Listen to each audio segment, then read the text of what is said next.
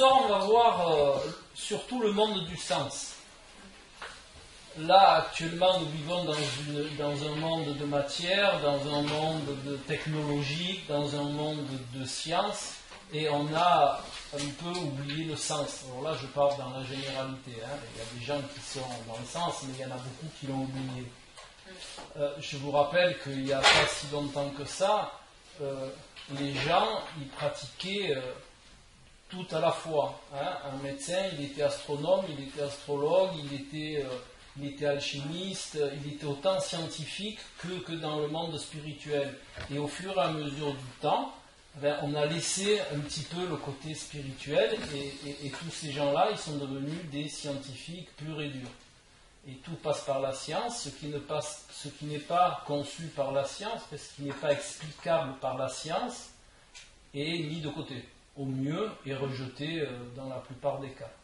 Il n'y a que depuis quelque temps où on commence à retrouver, parce que la science peut le prouver. Comme la science peut prouver des choses, je vais dire, qui sont d'origine un petit peu spirituelle, il commence à y adhérer et il commence à y avoir des ouvertures. Alors, pour ça, il y a une belle approche qui se prépare, c'est la méditation dans le monde occidental. Alors, je vous l'accorde, elle est retouchée du point de vue médical, elle est retouchée du point de vue science, mais ça commence à pénétrer quand même si ce n'est pas de la méditation avec philosophie, on commence à voir arriver dans les hôpitaux, à voir arriver dans les écoles, ce phénomène méditatif qui est, même s'il est restructuré de manière occidentale, technologique et scientifique, c'est quand même une entrée dans le monde du sens, puisque avec la méditation, même si on l'a fait de manière médicale,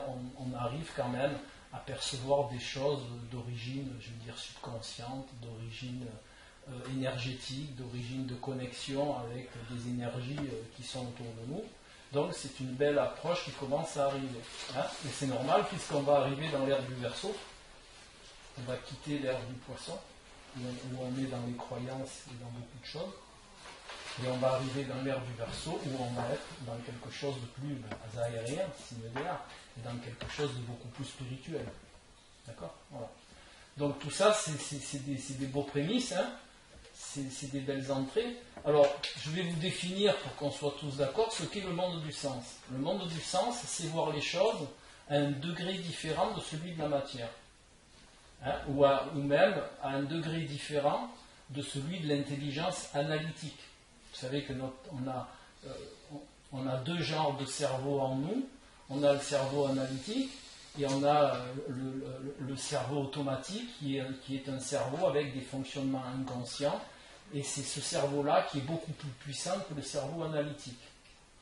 Voilà. Et d'ailleurs, il contient beaucoup plus d'informations, il enregistre beaucoup plus d'informations que notre cerveau analytique. Ça, c'est prouvé, justement, ce que je dis là, c'est prouvé scientifiquement. Les neurosciences commencent à décrypter un peu tout ça et à le mettre en avant.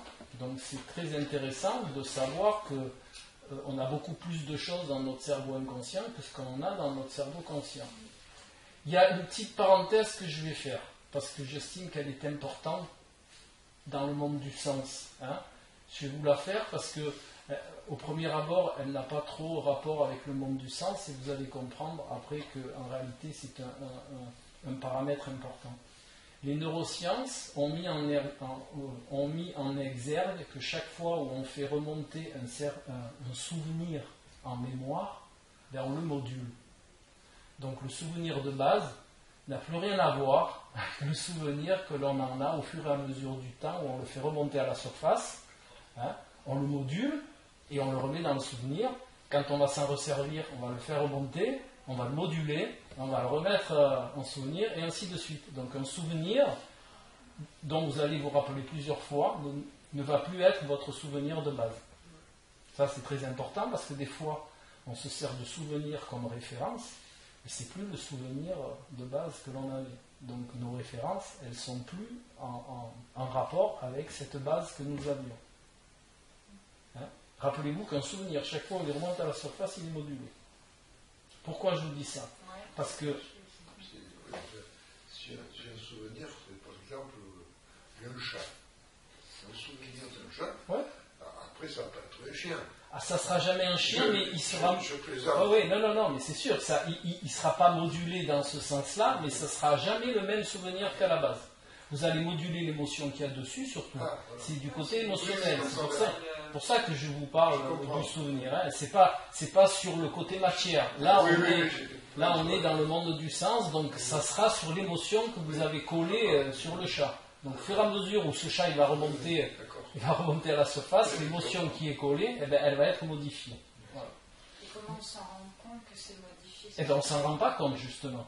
On ne s'en rend pas compte. Donc ça entraîne des conséquences bien sûr, on n'a plus les mêmes références. Voilà, on n'a plus les mêmes références et on ne colle plus les mêmes émotions sur le même souvenir. Oui, puis en plus on a évolué. Et en plus on évolue, donc tout est modulé.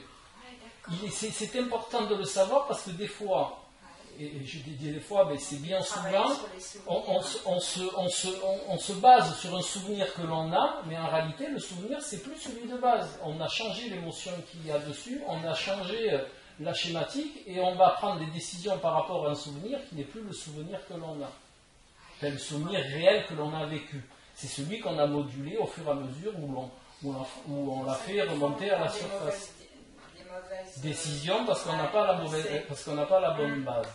Bon, tout ça pour revenir au monde du sens, pour vous expliquer que dans le monde du sens, eh bien tout ce que vous percevez au fur et à mesure, chaque fois que vous en resservez, ben, c'est modulé de la même manière.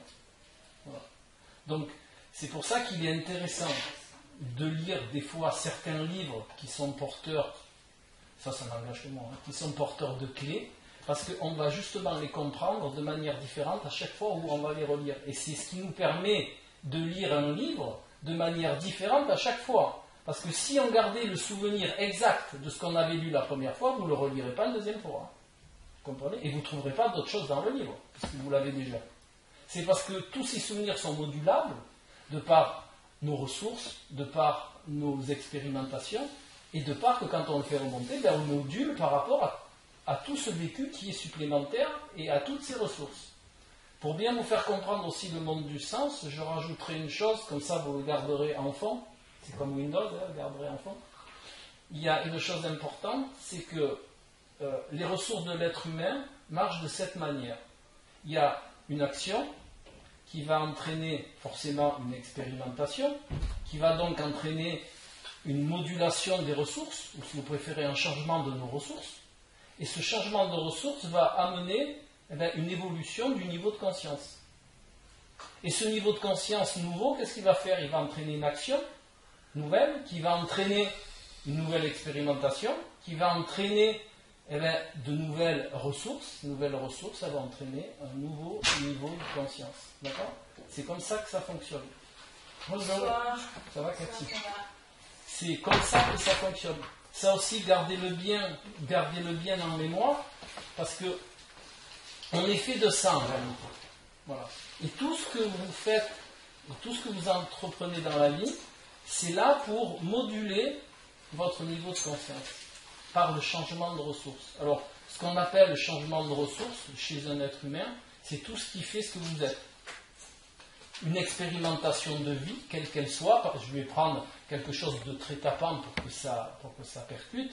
Par exemple, une déception amoureuse va, sur les prochaines rencontres amoureuses, imprimer un état d'être qui va être différent de celui d'avant. Donc ça veut dire quoi? Ça veut dire que vous avez de nouvelles ressources qui vont imprimer un nouveau niveau de conscience dans ce domaine-là. C'est clair? Si je ne suis pas clair, vous tirez sur la sirène. Hein. Donc, tout ça, c'est pour cadrer le monde du sens. Hein. Vous avez bien compris que là, on va sortir de la matière, on va sortir du monde, je vais dire, terre à terre, pour pouvoir comprendre les choses avec une vision beaucoup plus large, beaucoup plus ouverte, et surtout sans barrière et sans croyance, sans croyance limitante, je rajouterai. Hein. Voilà. Donc, la première chose dont je vais vous parler, pas très longuement parce que vous connaissez, et c'est quelque chose qui demande une très longue étude, bien que ce soit Pinocchio, ça demande une très très longue étude. Alors je vais vous donner quelques clés, par exemple. Pinocchio, on peut le lire, on peut le regarder en film de la manière la plus terrestre possible, c'est-à-dire le beau panthéon, la belle histoire, ça fait pleurer, voilà, ça fait pleurer à la fin, tout ça, voilà. Et après on peut le voir à un niveau au-dessus, c'est-à-dire entrer dans le monde du sens. Alors dans le monde du sens, je vais vous faire l'histoire un petit peu plus courte que ce que je la fais en temps normal, mais ça va vous donner quand même une vision des choses. Pinocchio, au départ, vous l'avez tous vu, j'ai pris Pinocchio parce qu'en général tous les gens l'ont vu, hein. Mais bon, si vous ne l'avez pas vu, c'est pas grave, c'est très simple à comprendre. Pinocchio, c'est le rêve d'un vieil homme, qui s'appelle Geppetto, d'avoir un enfant. Et comme il est menuisier, ce brave homme, eh ben, il va faire une marionnette qu'il va appeler Pinocchio, une marionnette avec des fils, et puis il s'amuse avec cette marionnette. Donc là, déjà, dans la première approche, on a la vision de l'homme créateur. Hein, si vous vous rendez bien compte, l'être humain, il a besoin de créer, tout le temps. Et dans ce sens-là, quand vous regardez les premières images dans le monde du sens, vous apercevez quoi? Ben, dans le film, ou dans le livre, vous apercevez que ce Geppetto, il a créé par amour. Parce qu'il avait envie d'avoir un enfant, il avait envie d'aimer un enfant, il avait envie d'élever un enfant, et le film, il le retransmet bien, il est plein d'amour pour cette marionnette. Donc sa création, c'est par l'amour. Et ça revient, ce que l'on dit de ce que l'on dit de l'univers dans son entièreté. Qu'est-ce que c'est qui a créé l'univers? Qu'est-ce que c'est qui a créé ce qu'il y a dans l'univers? Eh bien, c'est l'amour. Mais l'amour, c'est pas l'amour au sens terrestre, c'est l'amour au sens de force créatrice. Hein? Alors vous pouvez l'appeler force créatrice aussi. Hein? Voilà. Ensuite, dans la continuité du film, il y a un autre moment qui est aussi important. Enfin, tous les moments sont importants, mais je vous en cite quelques-uns pour vous imaginer le monde du sens. Il y a le moment où Geppetto, avant de se coucher, il est tout mimi, il se met à la fenêtre, il demande à son chat d'ouvrir la fenêtre, il se met à la fenêtre et il prie l'univers d'exaucer son vœu. Et ça revient à quoi? Ça revient ni plus ni moins à la base de la loi d'attraction qui n'est pas vraiment comme on le dit à l'heure actuelle ou comme le dit le livre Le Secret, voilà, où ça marche en restant dans son fauteuil, vous dites je veux ça, machin, voilà. Non, s'il n'y a pas d'action, s'il n'y a pas de mise en place, s'il n'y a pas plein de choses, si on ne sort pas de ses croyances, ça ne fonctionne pas. Voilà. Mais bon, pour en revenir à Geppetto, lui, justement, c'est une belle image parce qu'il a mis l'action, il a fait la marionnette, il a demandé à l'univers, il a verbalisé son émotion, il a verbalisé sa demande, donc il y a une action, et de ce fait, dans la nuit, il y a la fée bleue. Ils auraient pu mettre une fée rose, hein? Une fée marron, une fée orange, une fée bleue. Pourquoi bleu la fée? Parce que dans le monde du sens, et dans tout, et notamment dans le tarot, alors à chaque fois je vous fais des petits parallèles, hein, mais bon. Et dans le tarot, le bleu c'est la couleur du spirituel. Dans tout ce qui est ésotérique, le bleu c'est la couleur du spirituel. Donc, et alors après vous pouvez dire oui mais ça n'a pas été fait exprès, ce que vous voulez, peut-être. Mais en attendant la fée elle est bleue. La fée bleue. Donc la fée bleue elle arrive, elle met un coup de baguette et elle donne la vie à la marionnette. Mais ça reste une marionnette. Ça aussi c'est important. Ça veut dire que cette marionnette qui n'était pas animée, qui était animée que par des fils, hein, elle devient une marionnette sans fil. Mais c'est toujours une marionnette. Et la fée bleue lui explique que si cette marionnette veut devenir un petit garçon, il faudra qu'il se comporte de telle manière. Et pour l'aider, devinez, il lui donne une conscience. Mais comme c'est du bois, la marionnette, la conscience, elle ne peut pas lui insuffler la conscience, puisque la marionnette, elle est en bois. Donc, elle sacre Jiminy le Criquet pour devenir la conscience, sa conscience. Et là, on voit qu'au départ, la conscience est en dehors de la matière. Seul quand on devient humain, on acquiert une conscience interne à la matière. C'est important de conscientiser ça. D'accord ? C'est pour ça qu'au début, elle donne Jiminy Cricket. Après, bon, vous avez toutes les aventures de Pinocchio, avec tout ce qui lui arrive, et qui vous expliquera ce qu'il y a à vivre, et ce qui est intéressant de vivre, et comment il faut le vivre. Et là, pareil, on revient au tarot, par exemple, au chariot, à l'arcane du chariot, où il est dit qu'il y a l'intelligence, la vertu. Donc la vertu, c'est le cœur et puis la force. Hein, et vous avez l'instinct, la matière, les bas instincts. Alors les bas instincts, c'est pas au niveau mauvais. Hein, dans tout ce qui est démarche de ce genre-là, dans le monde du sens, le bien et le mal n'existent pas en réalité. Parce que le bien et le mal sont des notions judéo-chrétiennes, ce sont des notions qui ont été plus tardives. Mais en réalité, dans tout ce monde-là, du sens, il n'y a pas de bien et de mal, il y a uniquement le comportement adapté ou le comportement qui est inadapté. Et pour illustrer ça, j'explique toujours une chose, les défauts n'existent pas en tant que tels. Les défauts, c'est ni plus ni moins que les qualités mal employées. Vous comprenez la différence ? Il n'y a pas défaut et qualité. Il y a qualité, et si on l'emploie mal, la qualité, eh bien, on est dans le défaut. Hein ? Mais il y a... Les gens peuvent changer. Bien sûr. Tiens, ils ont changé. Bien sûr. Ça veut dire que quand ce comportement, on le met du bon côté, fait du côté adapté, eh bien, on arrive dans la qualité. Mais il n'y a pas une différenciation, comme on veut bien le dire, il n'y a pas les défauts d'un côté et les qualités de l'autre. C'est la même chose, mais employée de manière différente. Ensuite, dans l'histoire de Pinocchio, il y a un moment où il va être avalé par une baleine, ça tout le monde le connaît. Et bien c'est justement à ce moment-là où il va se transcender, Pinocchio, et devenir un petit garçon. Et ça veut simplement dire, si on le remet dans notre monde à nous, ça veut simplement dire que on peut se transformer, mais qu'en rapport à notre intérieur. C'est jamais l'extérieur qui va nous permettre de nous transformer. C'est nous, par nos actions, qui allons nous transformer nous-mêmes par notre intérieur, et c'est pour ça que Pinocchio, il se fait avaler, et qu'on le voit dans le ventre de la baleine. Parce qu'en réalité, c'est imager le retour à l'intérieur de soi pour pouvoir se transformer et ressortir du ventre de la baleine pour être quelqu'un d'autre. Vous comprenez ? Ça, on ne l'apprend pas, tout ça. Ça, on ne vous l'apprend pas, mais voilà, on vous apprend l'histoire, le conte au niveau de la matière, c'est certain. Comme nos parents. Voilà, mais si moi je vous la présente comme ça, c'est qu'il y a plein de gens qui vous la diront comme ça.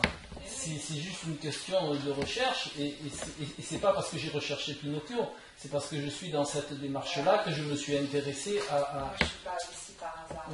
Voilà, mais personne n'est là par hasard, hein, de toute manière. Ça, vous êtes tous là parce que vous avez une ouverture, vous avez une ouverture dans ce sens-là, et c'est pour ça que vous êtes là. Hein. Ensuite, je vais passer d'un registre totalement différent. Bon, je vous passe l'histoire du long nez de Pinocchio, ça vous la connaissez, mais ça c'est ni plus ni moins que l'application d'un comportement adapté. Alors je vais vous le dire quand même parce que c'est important.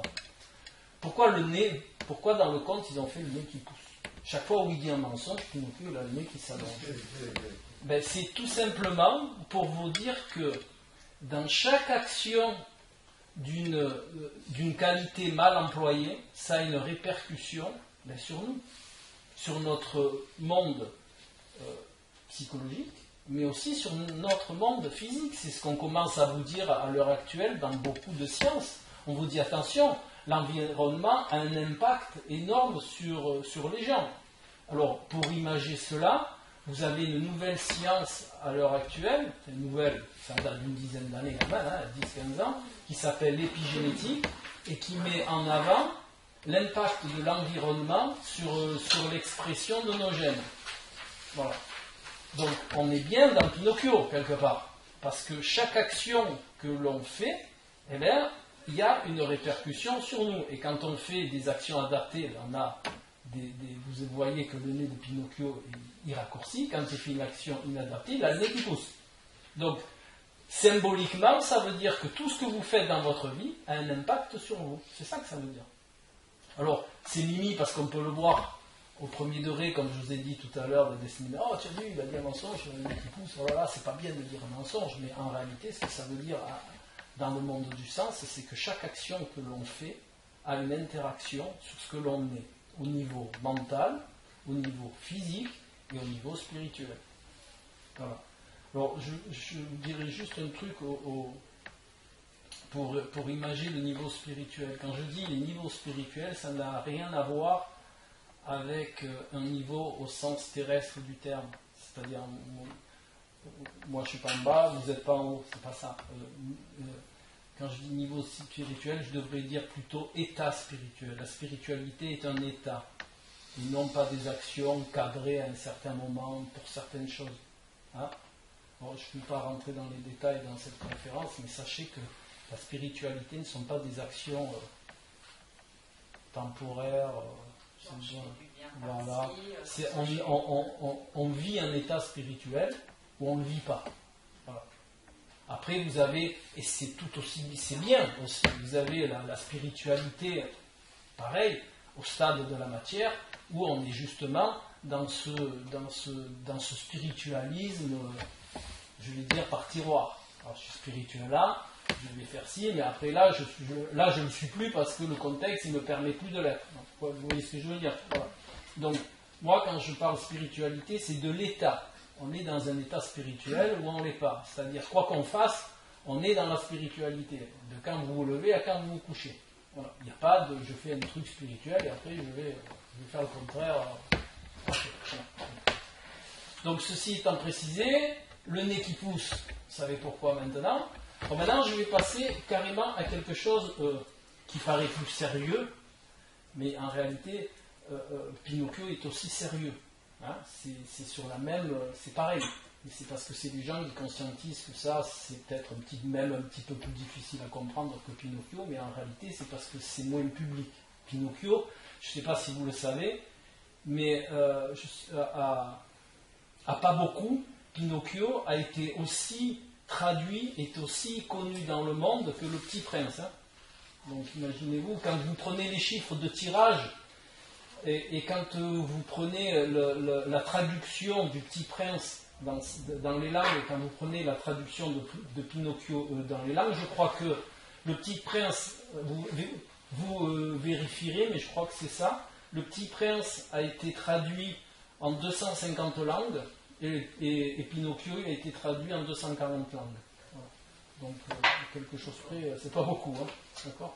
Voilà. Donc, rappelez-vous que Pinocchio, alors c'est vrai qu'on n'en a pas très conscience, mais Pinocchio est aussi connu que le Petit Prince. Voilà. Donc maintenant, je vous dis, on va passer, parce que sans ça, Pinocchio, je peux vous le faire pendant toute la nuit, mais après, ça va être un peu long. Maintenant, je vais vous parler d'une époque beaucoup plus lointaine, et sur quelque chose qui est aussi beaucoup discuté. Parce que moi, j'aime bien quand des choses sont discutées. Ça permet d'échanger, et ça permet justement d'avoir des points de vue différents.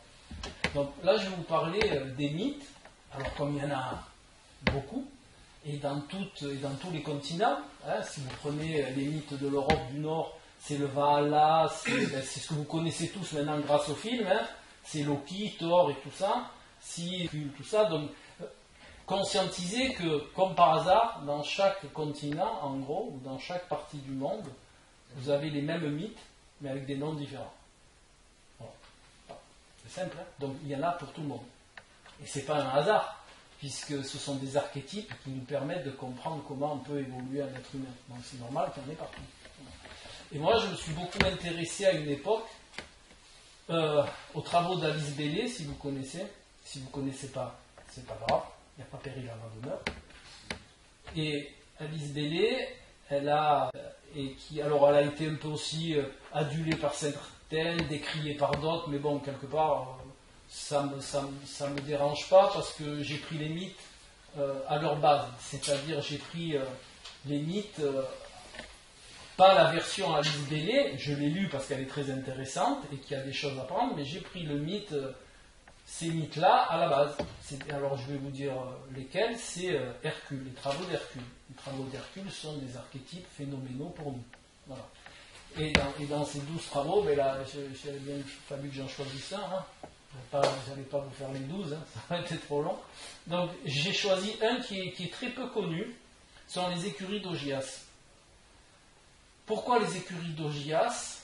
Parce que, à mon sens, et ceci n'engage que moi, ce mythe-là est très intéressant du point de vue spirituel parce qu'il image bien beaucoup de choses. Donc je vais vous faire part. Alors d'abord je vais vous situer la chose. Hein. Nous sommes en Grèce, Hercule est mandaté par ce roi-là qui demande à Hercule de nettoyer ses écuries. Elles n'ont pas été nettoyées depuis 30 ans, c'est vraiment quelque chose d'horripilant, il y en a partout, on ne bouge plus, ça a durci avec le temps, vous imaginez 30 ans, personne ne peut les nettoyer, enfin bon, je vous passe les détails, c'est vraiment la cata la plus complète. Donc Hercule, il arrive, bon Hercule, quand il est à ce travaux-là, c'est déjà un initié. Hein.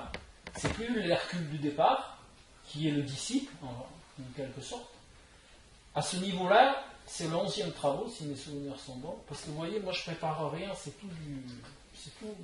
Voilà. Donc ça sort comme ça sort, donc des fois il y a des petits dérapages, mais c'est juste parce que c'est des chiffres, des dates, et ça m'importe peu en réalité. Moi je suis surtout dans le symbolisme et dans le sens, donc les chiffres et les dates, ça me passe un peu à côté des fois. Mais là je crois que c'est le 11e travaux. Hein, donc Hercule est déjà un initié, parce que tous les travaux d'Hercule sont là pour l'initier. Il n'a pas fait les travaux pour dire c'est moi Hercule, j'ai des gros bras. Non, il est là, il a évolué, il est parti de disciple et il est arrivé à initier. Et après, ça va devenir, à la fin, un être de lumière. Hein. Alors, pour vous situer tout ça quand même, pour que vous puissiez... Alors surtout, si vous ne vous retrouvez pas, que c'est un peu flou, vous m'arrêtez, je vous explique hein, peut-être des points qui, moi, me paraissent logiques, ne vous le paraissent peut-être pas. Hercule, au départ, si vous connaissez un petit peu l'histoire d'Hercule, il est décrié aussi parce qu'il a tué tout le monde. Dans l'histoire, hein, il a tué père, mère, enfant... professeur, mais avant ça avait un nom bien spécial, le professeur qu'on avait attitré, mais bon, professeur, formateur, il a tué tout le monde. Précepteur. Voilà, précepteur. Mais en réalité, comme on est dans le monde alors dans le monde de la matière, il a tué tout le monde. Il dit femme, enfant, tout, il a tout dégagé.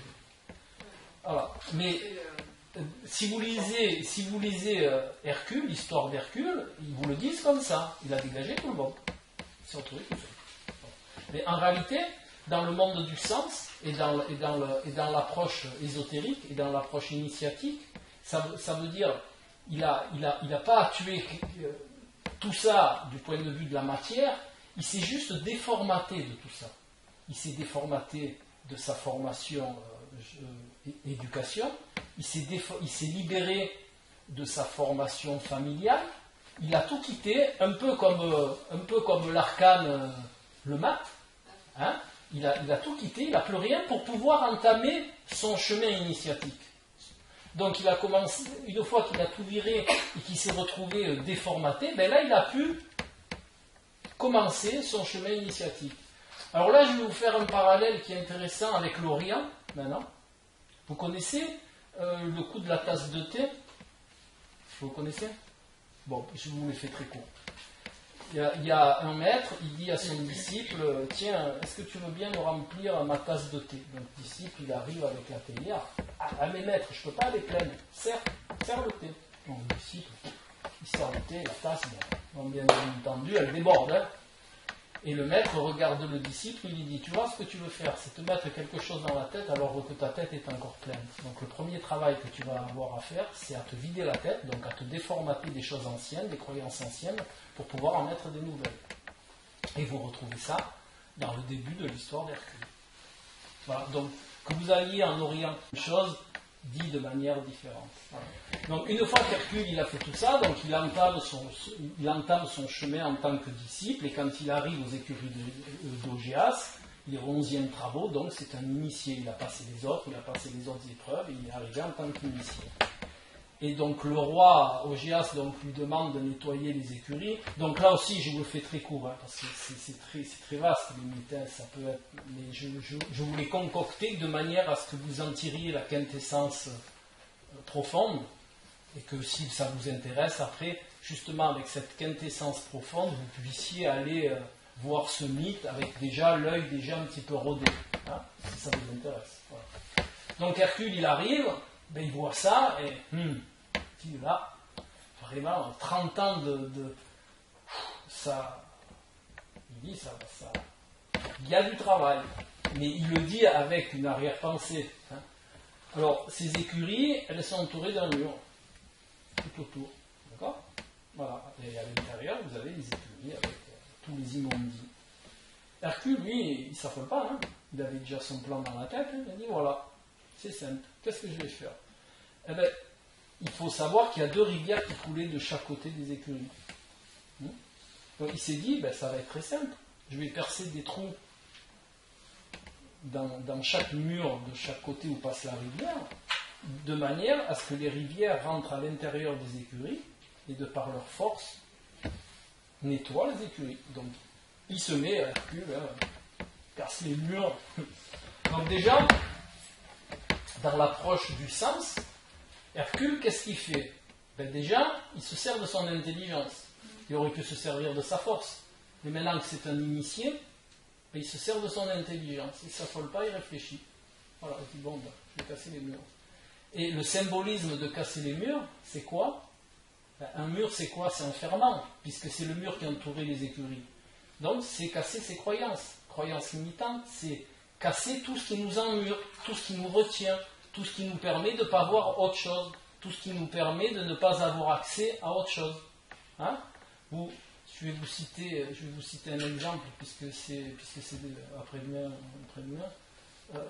Moi, j'ai des gens en coaching nutritionnel, par exemple, qui me disent « Ah, mais non, c'est pas possible, je ne peux pas enlever cet aliment, c'est pas possible. » Donc déjà, vous savez que cet aliment-là, ils ne vont pas l'enlever. Si déjà dans leur tête, c'est pas possible, c'est inconcevable, donc vous savez, voilà. Eh bien, Hercule, dans ce travail-là, il vous explicite que si vous voulez nettoyer quelque chose, enlever de la matière qui n'a plus lieu d'être, puisque rappelez-vous que dans les écuries d'Augias, c'est une matière qui a 30 ans, hein, c'est du crottin de cheval qui a 30 ans, qui a séché au soleil, qui dure comme la Madone, et pas comme la Madone. Pression niçoise qui est très très dure, et donc c'est indécrottable, d'accord? Voilà. Donc ben, là c'est pareil, ce travail-là il vous explique comment on peut enlever quelque chose même si c'est très dur, en cassant ces croyances qui nous bloquent de par leur présence. C'est pour ça qu'en coaching, alors maintenant on dit coaching, développement personnel, et je crois qu'il y a encore d'autres termes, hein, on appelle ça des croyances limitantes. Parce qu'elles nous limitent vraiment, elles nous empêchent de voir plus loin, elles nous empêchent de voir autrement. D'où l'arcane du pendu. Voilà. Donc, tout ceci. C'est la transformation du pendu. Non, le pendu, c'est une manière de voir les choses autrement, une autre vision des choses. Ah oui, la transformation, c'est la mort. C'est aussi, mais il y en a d'autres. Voilà. Mais après, on viendra. J'ai essayé de savoir pourquoi. Voilà. Donc, il fait des trous dans les murs, d'accord? Il est détruit, donc, je vous dis, il casse ses croyances, et il laisse pénétrer l'eau dans les écuries. Et par la force de l'eau, alors l'eau, vous savez que dans ce monde du sens, l'eau c'est la spiritualité. Hein? L'eau c'est ce qui est fort tout en étant adaptable. D'accord ? L'eau, c'est pas dur. L'eau, c'est pas dur. Hein, l'eau. À la base, c'est pas dur. Mais par contre, donc il déroute quelque part ces deux fleuves, il les fait passer par ces deux trous qu'il a fait dans le mur, et les écuries, elles sont nettoyées en 3 jours. Là, je ne suis pas sûr de la date, si c'est 3 jours, 20 jours, mais bon. Elles sont nettoyées très très vite. À un tel point, elles sont si vite nettoyées que le roi Augias ne veut pas croire qu'il les a nettoyées. Voilà. Et d'où après le refus de le payer, le refus de ci, donc... Mais ça, si vous voulez la fin du mythe, après c'est moins... C'est toujours le monde du sens. Mais après c'est très long parce que il revient se venger après. Bon, voilà. Mais le symbolisme et le sens que je voulais vous démontrer là, c'est que tout ce qui est matière et tout ce qui est, je vais dire, résistance de matière peut être modulé, enlevé, changé, transformé, transmuté, employez le terme que vous voulez, par tout ce qui est un comportement, un état adapté, et bien entendu pas dans la matière, mais dans le monde spirituel ou dans le monde ésotérique, appelez ça comme ça vous chante, et par le chemin que vous voulez, mais tout peut être modulé à partir de 3 choses: enlever ce qui nous bride, hein, y mettre de la force adaptable, comme l'eau, hein, mais c'est une image. L'eau, c'est une très grande force, mais elle est adaptable, elle se forme, elle n'est jamais en résistance, l'eau. Hein. L'eau, elle se débrouille toujours à passer par de doux chemins, je vais dire. Hein. Et pourtant, elle est très très forte. Ensuite, c'est sûr que si vous... puisque vous avez fait ça, si vous voulez en venir là, mais je vais y venir plus tôt, c'est sûr que si vous faites résistance, l'eau, elle va vous faire mal. Mais c'est pas pour rien, c'est parce que dans la vie des êtres que nous sommes, plus on résiste à quelque chose, et plus le contexte va être dur, et plus ça va nous faire mal. Mais c'est pas parce que la vie, elle veut nous faire mal, c'est parce que nous, on résiste. Ça veut dire quoi ? Ça veut dire que plus on reste dans des comportements inadaptés, et plus les contextes vont être difficiles à vivre pour nous faire prendre conscience qu'on doit changer. Hein ? C'est pour ça qu'on dit toujours, regardez l'effet miroir des contextes, regardez l'effet miroir de ce que nous renvoient les gens qu'on a autour de nous, ou dans notre couple, ou dans notre travail. En réalité, c'est pas parce que les autres nous en veulent, c'est juste parce que nous, on a un comportement inadapté. Alors, c'est sûr que c'est facile de dire, ah mais c'est pas moi, c'est les autres. Enfin, moi, j'y suis pour rien, c'est eux qui m'embêtent, c'est eux-ci, c'est... Mais en réalité, c'est parce qu'on n'a pas un comportement adapté, et que dans ces contextes-là, ça nous est renvoyé simplement pour qu'on en prenne conscience. Et alors, il y a des gens qui vont comprendre beaucoup plus vite, et il y a des gens qui vont être dans la résistance beaucoup plus forte, beaucoup plus longtemps, et bien le contexte il va se durcir.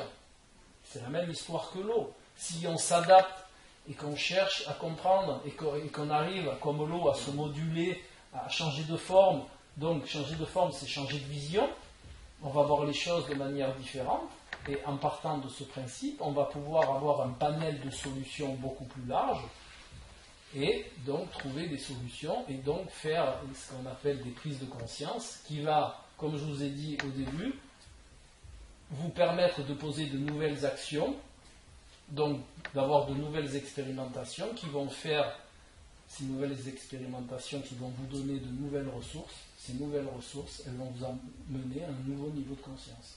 Et ainsi de suite. Et vous allez évoluer comme ça, d'expérience, d'action dans l'expérience qui va vous amener jusqu'où vous devez aller. On appelle ça de l'autodestruction d'ailleurs. Non, Ben non, c'est pas de l'autodestruction, c'est on fait une action.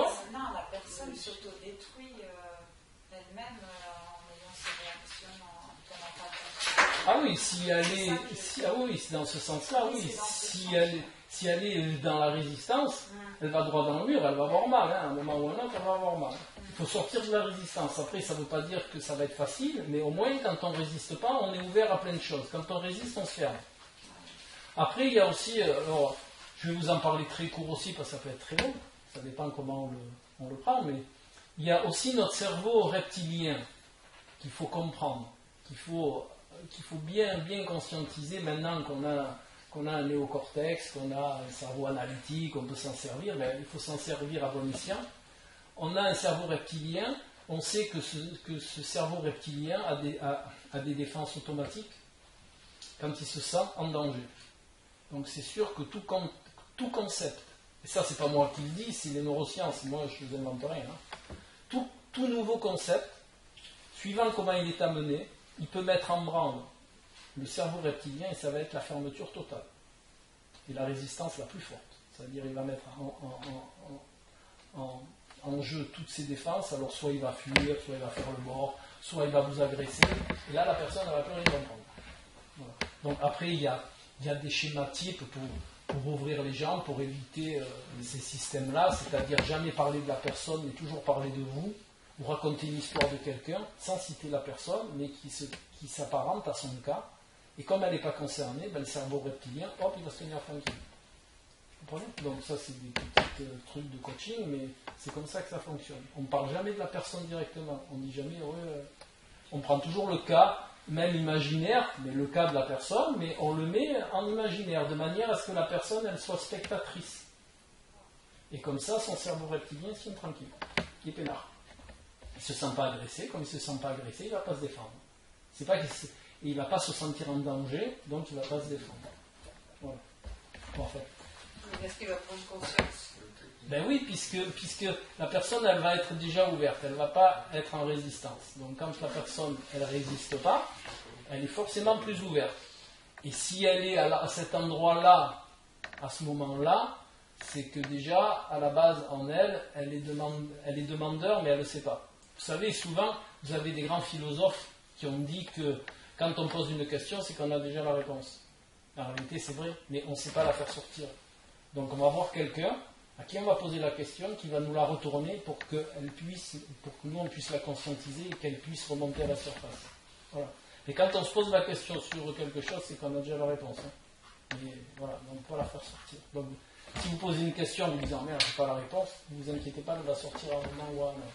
Voilà. Maintenant, des fois il faut faire une démarche, mais la démarche vous allez la faire puisque vous êtes dans cette énergie-là. Maintenant, il y a aussi, avant d'aller plus loin, je vais quand même vous parler, ce n'était pas le but, mais j'estime que c'est quand même intéressant et surtout important pour comprendre le monde du sens et pour comprendre tout ce monde des mythes, des contes, et d'astro, de tarot et tout ça, c'est un petit peu décrié aussi. Bon, les mythes et les contes, moins, c'est toujours très bien vu. L'astro, le tarot, c'est déjà un peu plus difficile à faire passer, je veux dire. Mais je vais vous l'expliquer de cette manière-là. En réalité, l'astro et le tarot, par exemple, et les mythes et les contes, maintenant que la physique quantique commence à nous démontrer que nous sommes dans un monde d'énergie, d'accord ? Tout ce qu'on a autour de nous, là, tout ça c'est de l'énergie. Cette énergie, elle est vibratoire, donc elle vibre à des fréquences différentes. Donc notamment, ils disent que la matière, elle est dure, parce que justement c'est de l'énergie qui vibre à une certaine fréquence. Et que nous, on peut concevoir avec nos sens cette fréquence-là, donc pour nous, elle est dure. Et si on avait d'autres sens, elle pourrait ne pas être dure. Bon, c'est un petit peu, mais je vais vous le faire le plus simple possible. Voilà. Donc, cette énergie vibratoire, ils ont aussi mis en exergue qu'elle contient de l'information. Parce que tout atome qui a été en contact garde ce contact et garde des informations de ce contact. Pour vous faire très simple, voilà. Je ne vais pas rentrer dans les détails. D'abord, d'ailleurs, je ne suis pas physicien quantique. Je comprends les choses, je m'y intéresse. Et je fais des recherches, mais surtout des recherches pour mettre en application tous ces trucs-là. Parce que moi, la théorie scientifique, je l'adore, il en faut. Ce sont des gens qui sans eux, on ne pourrait rien faire. Mais bon, après, il faut arriver à un moment, il faut le mettre en pratique au niveau de l'être. Voilà. Donc moi, j'aime bien mettre en pratique les choses. Et pour les mettre en pratique, eh bien, je les expérimente. Parce que sans expérimentation, ça ne vaut rien non plus. Voilà. Donc tout ce que je vous dis là, c'est quelque part expérimenté. Moi, je l'ai expérimenté à mon modeste niveau, mais c'est expérimenté de plus grande manière. Et il y a beaucoup d'exemples qui existent sur ces sujets-là. Donc, ces vibrations, elles sont porteuses d'informations. Ce qui veut dire quoi? Ce qui veut dire que tout ce qui nous entoure est rempli d'informations. Et notamment les mythes et les contes sont des énergies qui ont été mises au niveau de la matière pour qu'on puisse avoir accès à toutes ces informations qui sont dans toutes ces énergies-là. Parce que maintenant, c'est aussi prouvé que l'énergie des mots que l'on prononce, eh bien, si vous préférez, rentre dans ces vibrations et sont dans cette énergie qui nous entoure.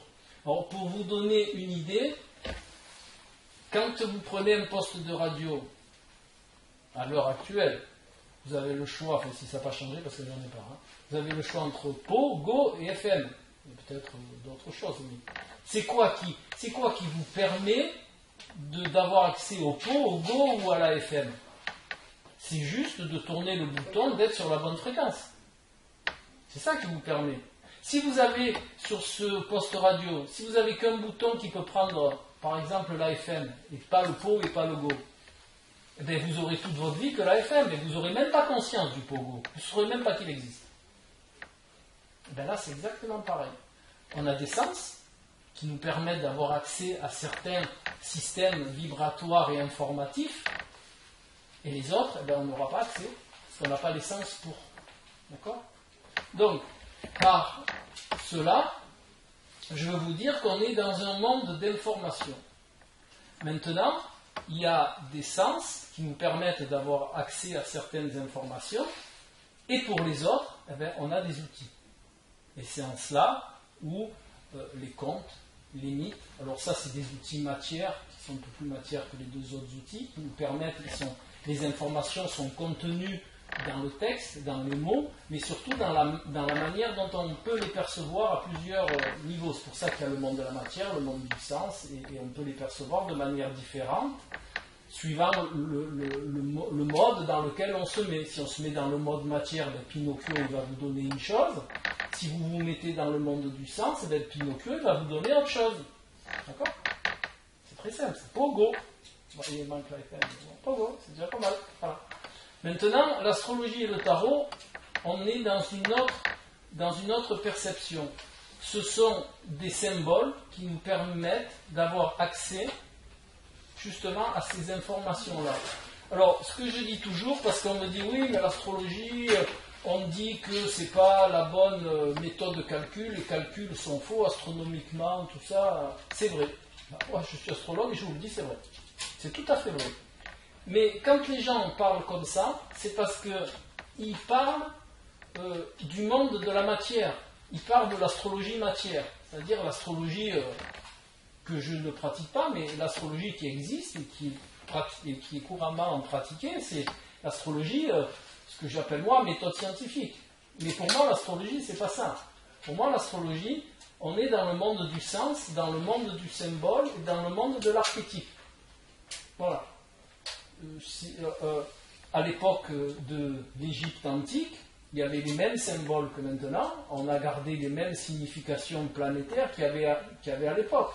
Alors maintenant, vous avez des gens, et c'est tout à fait licite, vous avez des gens qui aiment bien mettre à jour, qui aiment bien sortir des choses, donc ils vont sortir ils vont aller chercher des exoplanètes, ils vont aller chercher des points fictifs, ils vont aller chercher, voilà, ils vont inclure tout ça, mais en réalité, l'astrologie, elle nous suit depuis le monde des sumo-babyloniens, donc c'est avant l'Égypte antique.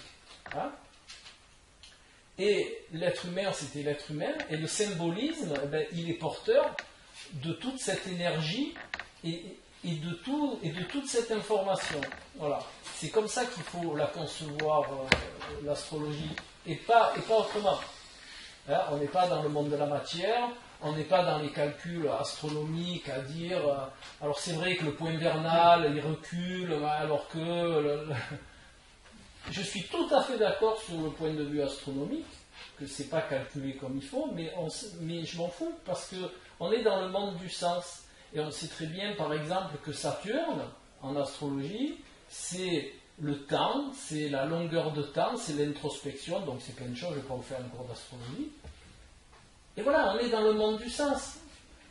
Moi, je m'en fous que Saturne il soit d'une densité, d'une gravité qui tourne ici, je m'en fous, moi c'est le sens. D'accord ? C'est comme un thème astral, c'est comme un mythe, c'est comme un conte. On est dans un monde de sens, on est dans des archétypes, on est dans des informations millénaires, et c'est ça qui est important. Après le reste, je m'en fous. D'ailleurs, cette polémique entre astrologues et astronomes, elle ne devrait même pas avoir lieu puisqu'on n'est pas dans le même monde. C'est comme si on comparait une tarte aux pommes et une voiture. On va dire pour faire plaisir que l'astronomie c'est la voiture et l'astrologie c'est la tarte aux pommes. Et que je m'amuse à comparer ça avec les critères de l'un avec les critères de l'autre. Donc je vais dire, ouais, putain, la tarte aux pommes, je ne peux pas monter dedans, je ne peux pas la conduire, elle n'a pas de roue. Hein? Ou je vais dire, ah, ben la voiture elle n'est pas assez sucrée. Ah, comment je vais faire manger la voiture? Elle est dure, les pneus, je ne peux pas les mâcher. Voilà, c'est le même genre de bêtises. Donc, l'astronomie et son monde de matière, c'est-à-dire ses révolutions, sa gravité, sa densité, ben, ça reste comme ça, c'est très bien. Et l'astrologie, on est dans le monde du sens. Hein? On est sur une autre façon de voir les choses. Et puis c'est très bien, il n'y a pas lieu d'y avoir de guéguerre à aucun niveau. La guéguerre, ça engendre du corps à certains, que ce soit d'un côté ou de l'autre, et ça ne sert pas à grand-chose. Voilà. Alors ensuite, pour vous expliciter le tarot, après je reviendrai dessus, mais là c'est juste pour vous dire pourquoi ce sont des outils. Et le tarot, c'est pareil. Le tarot, ce sont des archétypes qui ont été mis au point par des érudits, qui ont étudié l'Égypte, qui ont étudié tout plein de choses, qui ont étudié l'hermétisme, qui ont étudié l'alchimie, qui ont étudié la psychologie, parce qu'ils étaient beaucoup plus tournés vers l'être à cette époque-là que nous maintenant. Hein, nous, on est très tournés technologie, science, et l'être, on l'a un petit peu oublié. D'ailleurs, vous le voyez dans la médecine allopathique, qui est très performante, qui sert énormément dans certains cas, mais on est trop dans ce côté-là, on n'est que dans ce côté-là. Bon, maintenant, ça commence à se moduler un peu, donc c'est très bien. Voilà. Donc, on a perdu un petit peu en chemin au cours de ces milliers d'années, on a un petit peu perdu des choses. Donc, avec le tarot, on est dans une énergie qui nous permet d'avoir accès à un savoir qui a été transcrit dans un jeu. Enfin, au départ, les 22 arcanes majeurs, d'après ce que je sais, ne faisaient pas partie du jeu de tarot. Mais bon, après, l'histoire du tarot, on ne va pas le faire ce soir, mais sachez qu'elles ont été incluses et qu'elles contiennent un savoir, là pareil, ancestral, qui a été dessiné à une époque bien précise. C'est pour ça qu'il y a une connotation judéo-chrétienne, parce que ça a été fait pendant Florence, hein, une époque très, très judéo-chrétienne, et que de ce fait, et c'est sûr qu'il y a une connotation, mais un tarologue digne de ce nom, à notre époque, eh bien, il sait passer au-dessus de ça et tirer la quintessence de chaque arcane, à notre niveau moderne, je vais dire. Hein, mais la quintessence de chaque arcane, elle ne change pas. Par exemple, l'arcane sans nom, dans le tarot initiatique, c'est quoi? Ben, c'est ni plus ni moins que l'apprentissage de la fin. Vous savez que nous, on a un problème dans notre société. Alors, on ne vous le fait pas comme ça ouvertement, mais on vous fait presque croire que vous êtes immortel. Vous êtes malade? Venez ici, je vous donne un cachet, il y a ça, très bien. Puis un jour, vous allez arriver, on va vous dire, ah, je suis désolé, le cachet ne marche plus.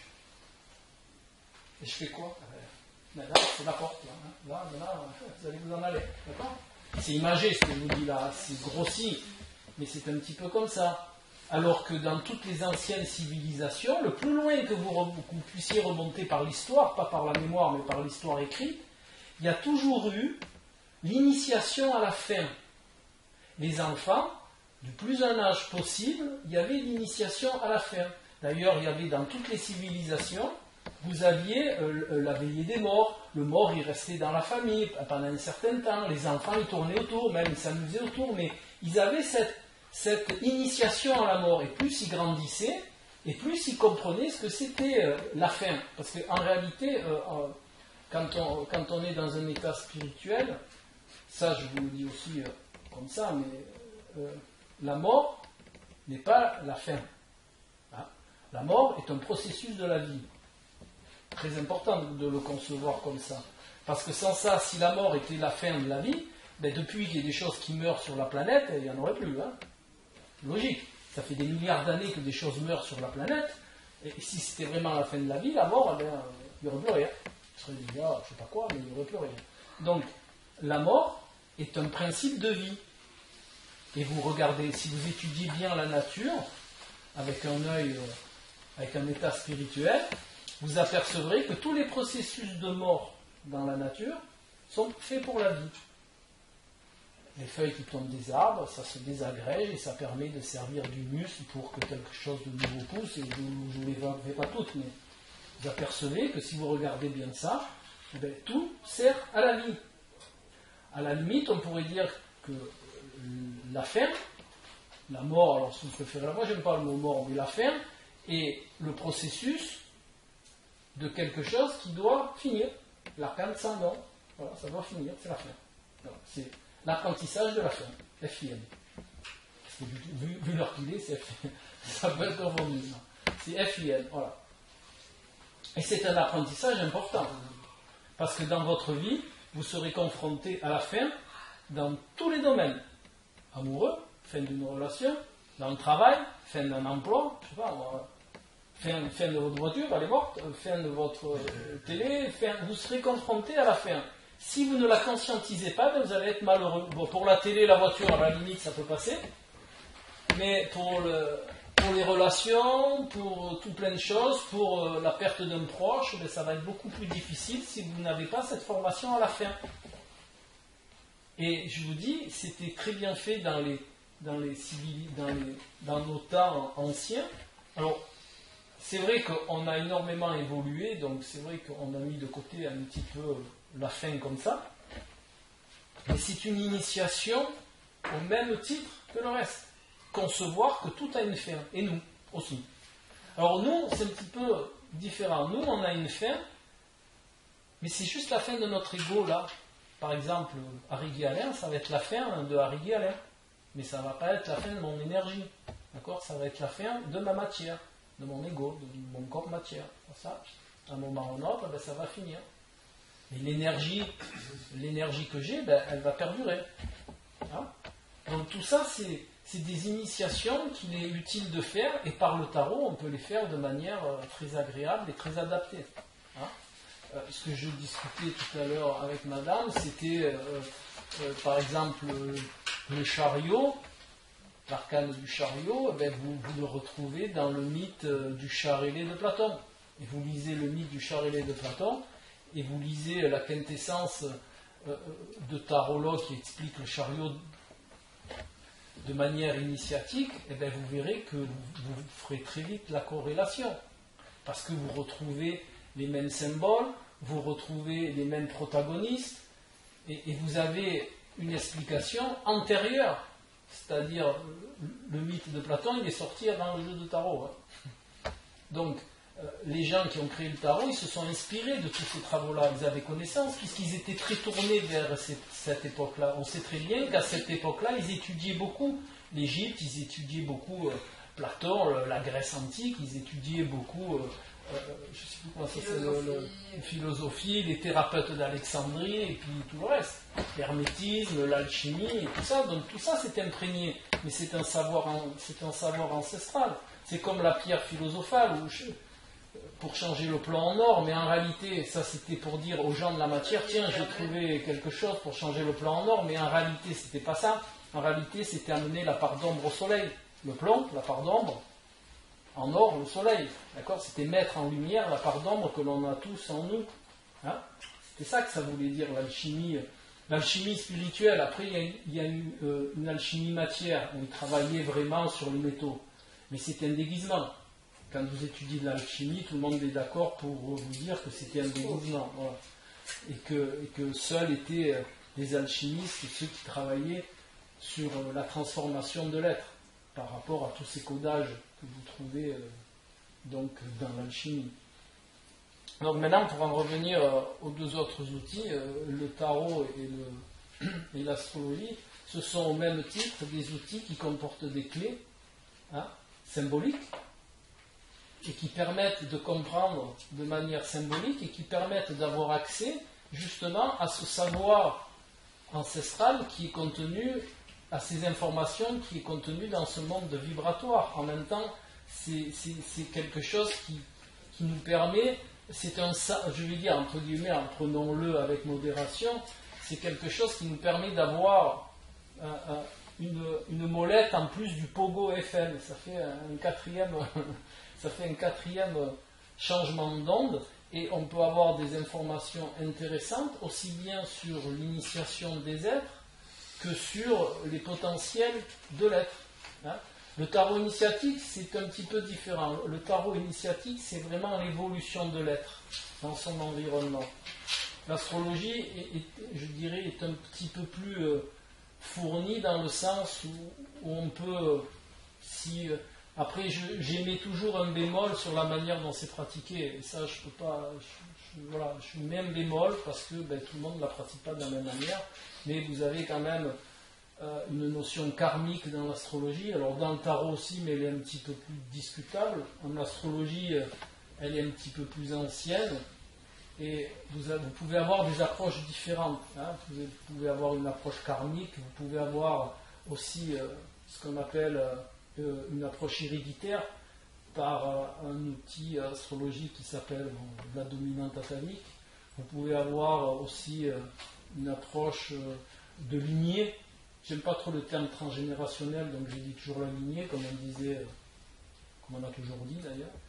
Donc vous avez une manière d'interpréter différente qui, dans ces symboles vus de telle ou telle manière, peut aider à déceler tel ou tel potentiel, ou problématique, ou approche évolutive, initiatique, voilà. Il y a plusieurs manières de faire, mais c'est très vaste. Voilà. Mais l'astrologie, employée de manière adaptée, c'est hyper performant. Voilà. Le tarot, employé de manière adaptée, c'est aussi performant. Chaque outil, d'abord, de toute manière, chaque outil a ses adeptes. Alors quand je dis adeptes, ce n'est pas des sectes, mais vous avez des gens qui vont être plus attirés vers ça, vous avez des gens qui vont être plus attirés vers ça, vous avez des gens qui vont être plus attirés vers les mythes, d'autres, ils vont aller voir un psy. Voilà, parce qu'ils ont un état, un niveau de conscience qui va avoir besoin de tel ou tel ou tel praticien. Donc rien n'est à rejeter. Tout est à envisager. Après, chacun va trouver ce dont il a besoin chez la personne qui l'attire. Parce qu'en réalité, c'est ça. Vous avez des gens qui sont plus attirés vers ce genre de démarche et de personnes. Parce que la personne, elle émet aussi, ce que je ne vous ai pas dit, mais la personne, elle émet aussi des vibrations. Et donc, ce dont vous ne vous apercevez pas, c'est que vous recevez peut-être plus facilement des vibrations de cette personne-là, qui vous correspondent plus, que des vibrations d'une autre personne qui vont moins vous correspondre. On sait aussi à l'heure actuelle que les mots que l'on emploie sont porteurs d'énergie, donc énergie, vibration, information, et peuvent être mieux perçus par certains et moins bien perçus par d'autres, parce que les niveaux de conscience, ils ne sont pas compatibles. D'accord ? Donc vous avez tout un schéma qu'il faut prendre en compte. Alors c'est vrai que c'est pas très compliqué, mais il y a quand même des choses à prendre en compte qui sont importantes pour la démarche initiatique de chacun. Et qu'en réalité, il ne faut rien rejeter, parce qu'on est tous dans des classes différentes. Par exemple, moi je vais être au cours préparatoire, vous allez être en première S, vous allez être en Doug Master, je ne sais plus quoi, et c'est sûr que moi, à cours préparatoire, je ne vais rien comprendre à votre classe, et rien à votre classe non plus. Par contre, si je vais avoir affaire à une maternelle, la maternelle, elle ne va rien comprendre à ma classe. Et par contre, si j'ai un cours préparatoire, ben, je vais pouvoir échanger, partager avec le cours préparatoire. Mais il y a aussi un phénomène de ce que j'appelle moi de poussée, c'est-à-dire que moi, au cours préparatoire, si je croise un cours élémentaire première année, eh ben, je vais être poussé vers le haut. Parce que je vais comprendre peut-être pas tout, mais je vais quand même comprendre des bribes. Et ces bribes-là vont me faire des actions, je ne vous le redis pas parce qu'après. Mais voilà, c'est le même schéma. Et mon niveau de conscience, il va augmenter, puis un jour, je vais passer un cours élémentaire première année. Et ça fonctionne comme ça. Et ça fonctionne comme ça aussi dans les règnes. Voilà. Parce que tous ces outils-là, ils vous apprennent quelque chose qui est très important, c'est, toi tu le sais, non? C'est l'innocuité. L'innocuité, c'est prendre soin de son règne et de tous les règnes qui nous entourent. C'est la première chose à apprendre si on veut être dans un état spirituel. C'est pas 10 000 autres choses, c'est pas faire sortir son truc, c'est pas ça.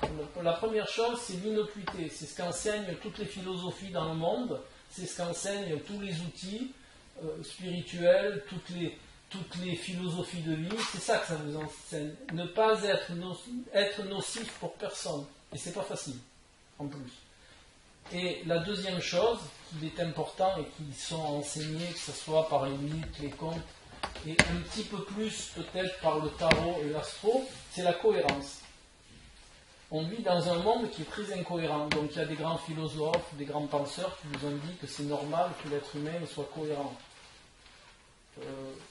Oui, c'est peut-être normal parce qu'on n'est pas initié dans notre complétude, mais normalement, si on veut être bien, parce que tout le monde vous parle de bien-être, c'est sûr, mais on ne peut accéder au bien-être que si on est cohérent avec nous-mêmes.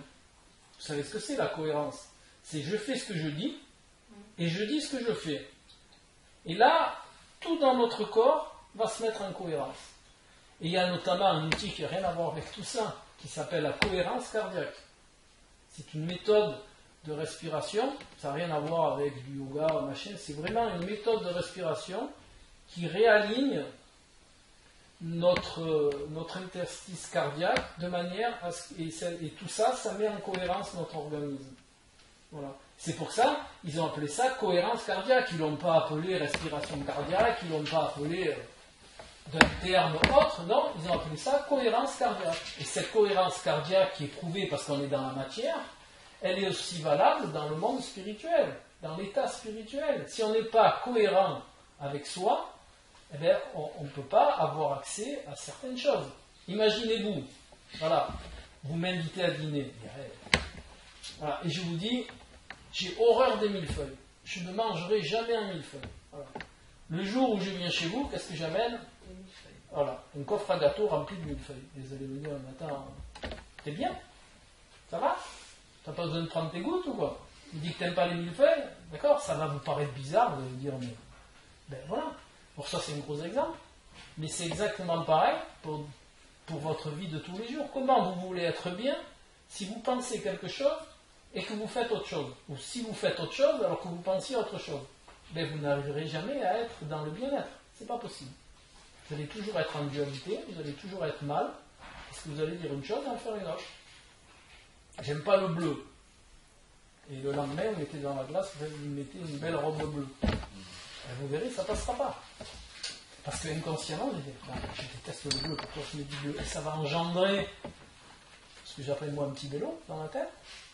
Et vous n'allez pas vous sentir bien. Alors que si vous faites la chose inverse, vous dites le soir en vous couchant, j'aime pas le bleu, le lendemain vous sortez une robe rouge, et bien vous allez vous sentir en cohérence. Et ça passera très bien, vous n'allez pas vous poser de questions. D'accord? Alors ça aussi c'est un petit exemple, mais c'est pour imaginer que tout ce que vous faites dans la vie qui n'est pas cohérent va vous poser une problématique. Et de problématique en problématique, vous allez surcharger votre cerveau, vous allez être surchargé de comportements inadaptés. Et le plus ennuyeux, c'est que quand vous êtes incohérent et que vous voulez atteindre un objectif, ben vous ne l'atteindrez pas. C'est simple. Parce que, pourquoi vous ne l'atteindrez pas? Ben parce que quand on va atteindre un objectif et qu'on est incohérent, ben on va poser des stratégies comportementales incohérentes. Et donc vous n'allez pas arriver à votre objectif, quel qu'il soit, et dans quelque domaine qu'il soit. Voilà. Donc, deux premières choses à faire, l'innocuité et récupérer un état de cohérence le plus adapté possible, je veux dire. D'accord? Et déjà, c'est pas facile, hein, parce qu'on est dans une société qui vous prône l'incohérence de partout. Alors, je ne vais pas rentrer dans la polémique, mais je vous quand même de sortir un exemple très facile à voir, que vous voyez tous les jours. Hein. C'est les hommes politiques qui vous disent attention, il ne faut pas faire ça. Puis 3 jours après, ils se font prendre pour ce qu'ils vous ont dit de ne pas faire. Eh bien, est-ce que vous allez les trouver crédibles? Non. Voilà, si l'homme politique qui vous dit ah, mais moi j'ai pas de sous, je mets pas de sous en Suisse, moi j'ai rien, machin, puis 3 jours après, on me chope avec 10 comptes en Suisse, qu'est-ce que vous allez dire? Il est fou ce mec, c'est un menteur. Eh bien voilà. Donc, et comme il est incohérent, eh bien en plus il s'est fait attraper, parce que quand on est incohérent, on ne peut pas atteindre son objectif. Alors peu importe la raison pourquoi ils l'ont attrapé, même s'il ne va pas en prison, c'est pas grave. Mais en attendant, sa stratégie, elle n'a pas marché. Pourquoi elle n'a pas marché sa stratégie? Ben parce qu'elle est incohérente. C'est tout. Si moi je veux courir un marathon et que je m'entraîne pour un 10 000 mètres, ben je vais partir le jour de mon départ du marathon, je vais partir à 17 à l'heure et au 25e, je vais m'asseoir et je vais regarder les autres courir. D'accord? Pourquoi? Ben parce que j'étais incohérent. J'ai voulu faire un marathon à une vitesse d'un 10 km. Et vous n'y arriverez pas. Mais vous ne savez pas, un grand nombre de gens que j'ai en coaching, c'est juste ça. C'est parce qu'ils sont incohérents, donc ils veulent des objectifs, mais comme au départ ils sont très incohérents, mais ils n'y arrivent pas.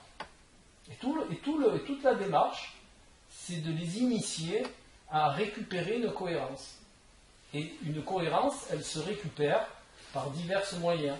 Donc vous avez des gens qui seront plus tournés vers un moyen, d'autres plus tournés par un autre moyen, et l'astrologie notamment, et le tarot aussi, ça permet de décrypter, de décoder chez les gens le meilleur moyen pour eux de leur faire passer les messages.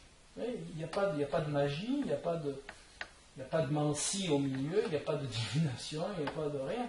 C'est juste un outil qui, de par leur thème ou par rapport à des tirages faits d'une certaine manière, va permettre de décoder comment faire passer aux gens le meilleur moyen de les initier à leur propre cohérence et à leur propre innocuité. Et pourquoi, des fois, ils ont du mal à y arriver. D'accord? Voilà. Vous avez des questions? C'est 8h30. Vous avez des questions sur le sujet ou sur un sujet annexe? Dernièrement, j'ai eu l'occasion, comme ça, quelqu'un il m'a donné un chemin de vie par rapport à l'astrologie. Et j'ai été. Je suis tombée des nues parce qu'effectivement, il y avait dans toutes les maisons, enfin, c'était tout à fait moi, enfin, toute ma personnalité, tout. C'est quelque chose auquel je ne m'étais jamais intéressée, à part écouter comme ça un horoscope. Oui, mais ça, c'est ce que j'appelle moi l'astrologie Voilà, Marie-Claire. Voilà. C'est pas de l'astrologie, ça, c'est du grand public. C'est comme la météo sur le journal. Complètement. Voilà, et là, j'ai vu mes périodes de vie, j'ai vu des réactions que j'avais eues que je ne maîtrisais pas, que je ne me reconnaissais plus. J'ai eu une période de colère enfin bref, et j'ai halluciné, quoi.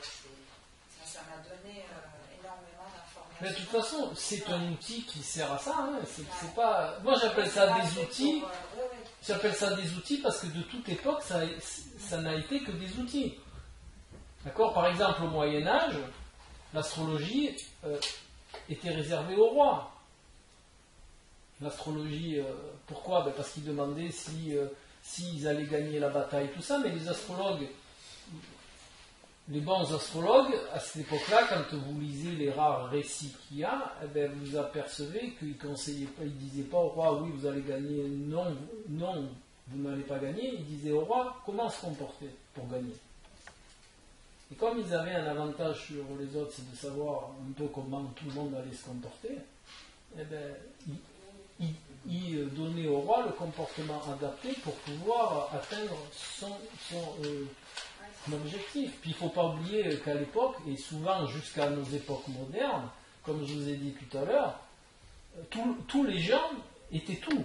Mathématiciens, astrologues, astronomes, docteurs, c'était des savants qui réunissaient toutes les matières, aussi bien scientifiques que les arts.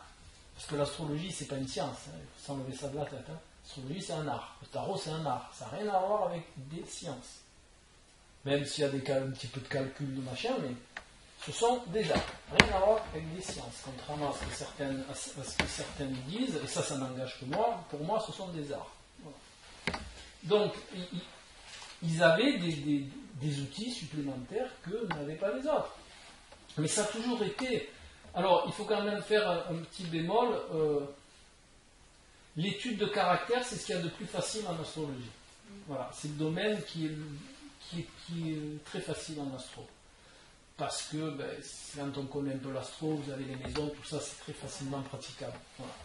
Après, le côté coaching astrologique est un petit peu plus ardu, il faut un petit peu plus d'expérience, un petit peu plus voilà.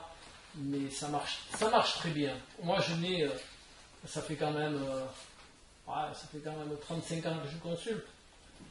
Et je n'ai jamais eu de mauvais résultats. Et les seuls, entre guillemets, les fois je me suis trompé, c'est pas l'astrologie qui s'est trompé, c'est moi. Hein. Vous savez, dans ces domaines-là, c'est toujours pareil. C'est pas l'astrologie qui est pas bonne, c'est pas le tarot qui est pas bon, c'est l'astrologue ou le tarologue qui est pas bon. Voilà.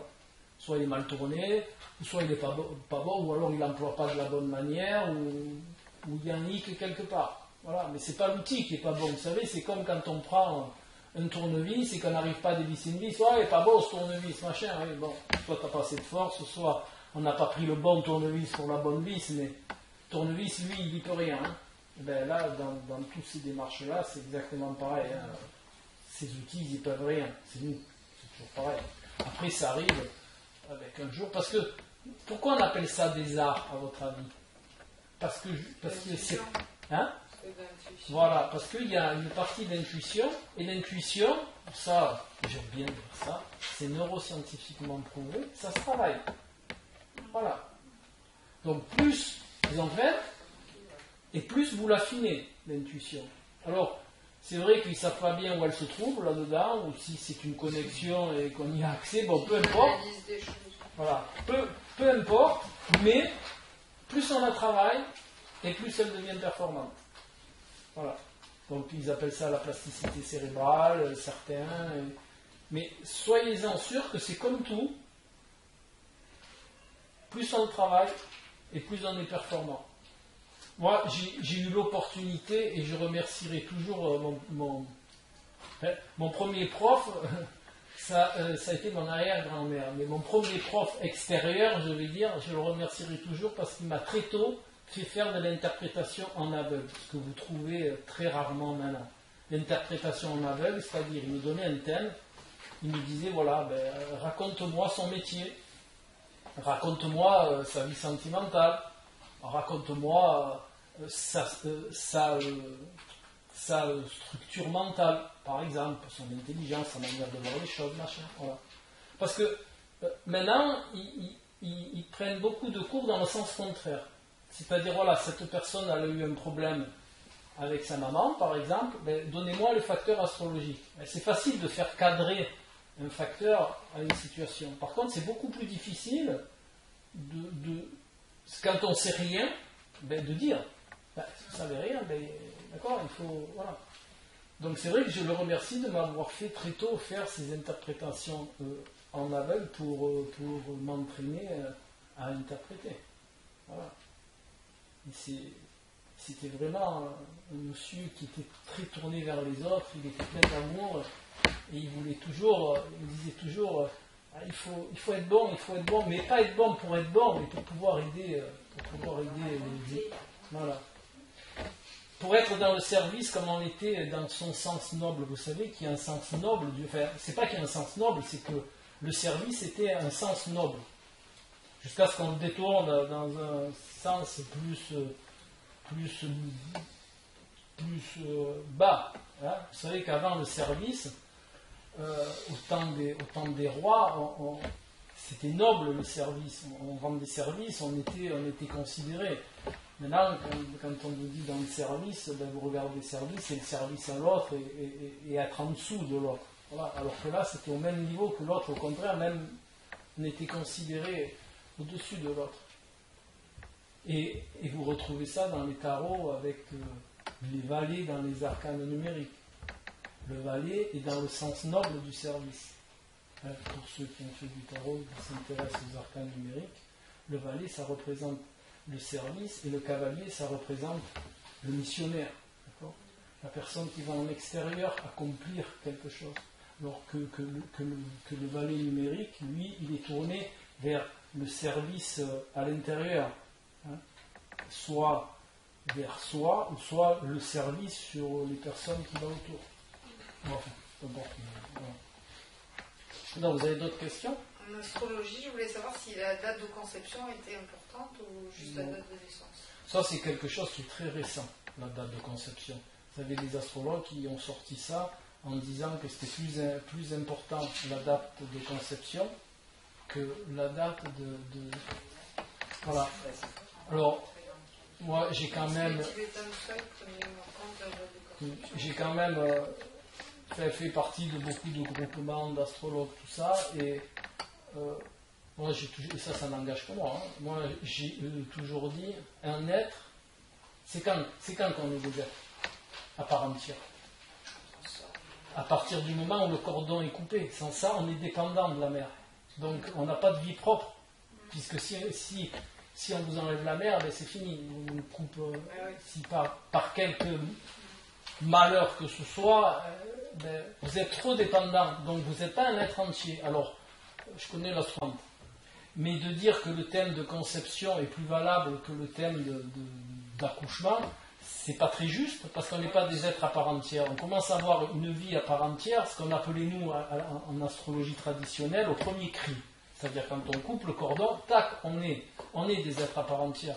Même si on est encore dépendant de la mer parce qu'on ne peut pas se débrouiller tout seul, mais on est des êtres détachés.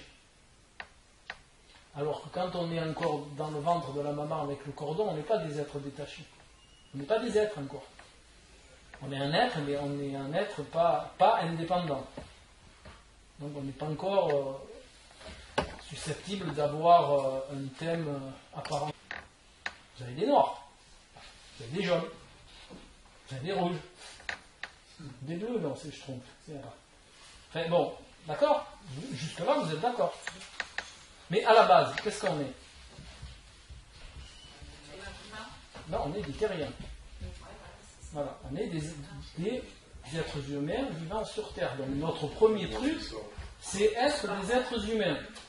Le deuxième, c'est parce qu'on est dans des continents différents, avec des atmosphères différentes et des climats différents, qu'on s'est adapté à ces endroits-là. Mais à la base, on est des êtres humains qui vivent, on est des terriens, tout seul, terriens.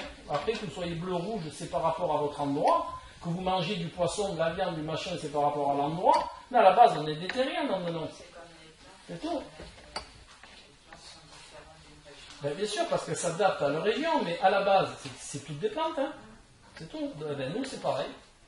Donc, le premier critère, si vous voulez enlever le racisme, au lieu de dire je suis français, je suis chrétien, je suis ci, je suis là, ben vous dites je suis terrien. Et le racisme, il n'y en a plus. Ça n'existe plus. C'est parce qu'on veut sectoriser les choses et que ça arrange des gens de sectoriser qu'il y a du racisme. Mais si moi, je me mets dans une pièce avec 10 autres personnes qui sont de pays différents et que tous on décide d'être des êtres humains, il n'y a plus de racisme. C'est terminé. C'est tout. Si on dit seulement, moi je suis un être humain d'abord et avant tout, ben le racisme, il n'y en a plus.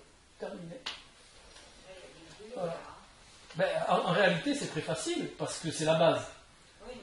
Ben, après, comme je vous dis, vous avez des manips qui ont été faites exprès, et tout le reste, c'est très vieux, c'est très manipulateur. Mais à la base, ça serait très simple, hein. On n'est que des êtres humains. Hein. Vous soyez bleu, blanc, rouge, voilà. Vous mettez un petit peu votre ego de côté, et tout se passe bien. Hein. Voilà. Bah, c'est très simple. Voilà. C'est bon. Bon, ben, je vous remercie bien de votre présence et de ce moment de partage, hein, que j'apprécie toujours autant. Hein.